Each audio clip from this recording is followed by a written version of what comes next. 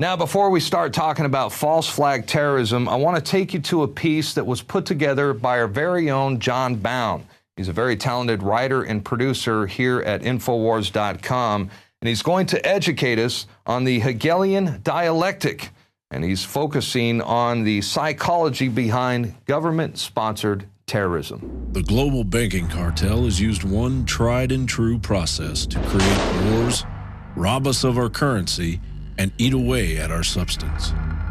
This process of control over the masses is called the Hegelian Dialectic. So what is it, and how is it being used today? German philosopher George Wilhelm Friedrich Hegel devised a dialectic, or method to resolve a disagreement between outcomes. The dialectic is made up of three attributes: thesis, an idea or opinion; antithesis, the opposite idea or opinion; and synthesis, the alchemic process to bring together a wanted change. It is commonly referred to as order out of chaos, and is waged against the masses in many forms. Saul Alinsky, self-avowed Marxist, proponent of the Hegelian dialectic, published this in Rules for Radicals: any revolutionary change must be preceded by a passive, affirmative, non-challenging attitude toward change among the mass of our people. They must feel so frustrated, so defeated, so lost, so futureless in the prevailing system that they are willing to let go of the past and chance the future. George Bush became the hero of 9/11 simply due to the fact that he was the president, and then rammed through legislation that threatened our liberties as we all complacently stood by and allowed it to happen. A manufactured crisis occurs, thesis. George Bush answers it by rallying public opinion and becoming the host of the tragedy, antithesis, thus owning the crisis through synthesis. Equilibrium is attained. All of the once separate parts of the plan are joined together. In this example, the Patriot Act acting as the equilibrium on the desired road to tyrannical fascism in America. They're too good at what they're doing. They create the crisis on record. They sell the fraud. Then they say, give us more power. Give up your sovereignty, Europe, America, and we'll fix it. But then it only implodes faster. They make bigger bonuses, but they're destroying their own golden goose. They're hacking it open greedily. When it's giving them a golden egg every morning, they think there's eggs inside. I think the point you made of because they're on record creating this to consolidate power. They've bragged about it. Those memos have been made public by Goldman Sachs and others. But they're going to fry things so badly, the bankers are all running to private islands with their own security teams. I mean, like they want to rule everything so much and have just so many digits in their bank accounts that they're going to devalue the value of the digits through their sheer greed. That is a possibility. And if you look at the Hegelian dialectic, if that crisis at the beginning spins out of control, they lose the tail end of the dialectic, don't they? There will be no synthesis at the end. They'll be lucky if they survive. Another method to manipulate the masses is the use of two opposing views to attain the desired view. Politician A espouses the first view. Politician B counters with the differing view. A clear example of this was the debate over the unconstitutional NDAA bill of 2012. I strongly believe that the United States government should not have the ability to lock away its citizens for years and perhaps decades without charging them and providing a heightened level of due process. We don't pick up citizens. We don't incarcerate them for 10 or 15 or 20 years or until hostilities end, and no one knows when they will end, without giving them due process of law. The great concern that we have now in terms of the security of the homeland is from so-called homegrown terrorists, radicalized Americans. So these people, in my opinion, have taken sides. They've joined the enemy. And to have this body at this time, as the threat of homegrown terrorism rises, say no, they can't be treated as enemy combatants, is not only doesn't make sense, and is totally unresponsive to the facts that I've just described.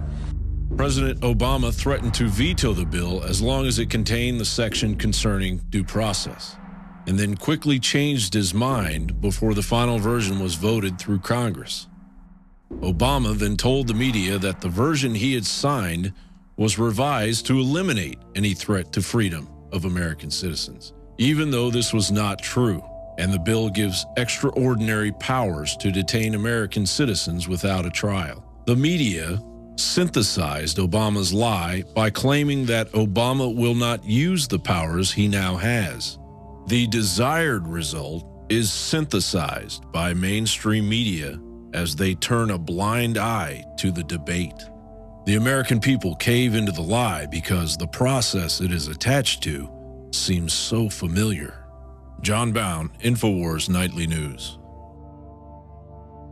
And that brings us to our next segment. There are literally hundreds of examples throughout history of government-sponsored terrorism, known as false flag operations. And chances are that the United States and Israel plan on orchestrating such an event to be blamed on Iran as a pretext for war. It is a fact that virtually every single war since the Spanish-American War of 1898 has included the use of a false flag operation as an excuse to enter into conflict. But unfortunately, the lies have been covered after the fact, too late to prevent mass death and destruction. In 1953, the CIA and British intelligence staged terror attacks to overthrow the democratically elected leader of Iran, Mohammad Mossadegh. Mossadegh had nationalized Iran's oil fields and denied British Petroleum a monopoly. U.S. and British intelligence operatives launched a successful coup d'etat and overthrew the Iranian government, replacing the regime with a ruthless dictatorship while seizing control of Iran's oil supply. 1964. U.S. warships were apparently attacked by North Vietnamese PT boats, an incident that kicked off the U.S. involvement in the Vietnam War. The attack was a staged event that never actually took place. What followed was an excuse by President Lyndon Johnson to dramatically expand the scale of the Vietnam War, ultimately at the cost of 3 or 4 million dead Vietnamese and 58,000 Americans. June 8, 1967, the USS Liberty, an American naval vessel sailing off the coast of Gaza, was suddenly and deliberately attacked by naval and air forces of Israel. The well-coordinated attack, which lasted for hours, resulted in the deaths of 34 crewmen, 170 injured, and catastrophic damage to the ship, one of the most highly decorated vessels in U.S. history. Egypt was to be blamed for the attack, to serve as a pretext to drag the U.S. and her allies into war in the Middle East. If not for the heroic efforts of the ship's captain and his brave crew, the Liberty would have faced almost certain destruction. The truth about Israel's attack and subsequent White House cover-up continues to be officially concealed from the American people to this day.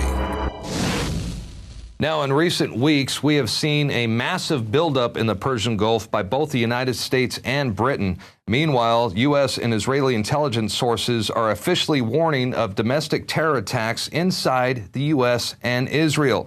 And if a conflict is to ignite in the Persian Gulf, it is highly likely that the U.S. or Israel will use a false flag operation to kick things off. And that brings us to our quote of the day. Ask yourself, would a government that has lied us into 2 wars and is working to lie us into an attack on Iran shrink from staging terrorist attacks in order to remove opposition to its agenda? And that was by Paul Craig Roberts, the former Secretary to the Treasury in the Reagan administration, also known as the father of Reaganomics and a frequent guest on our show. I actually think he was referring to the Bush administration when he made that statement, but I'm sure Craig Roberts wouldn't put it past the Obama administration to carry out a false flag terror attack as well. But, they're both run by the same offshore banking cartels and the military industrial complex.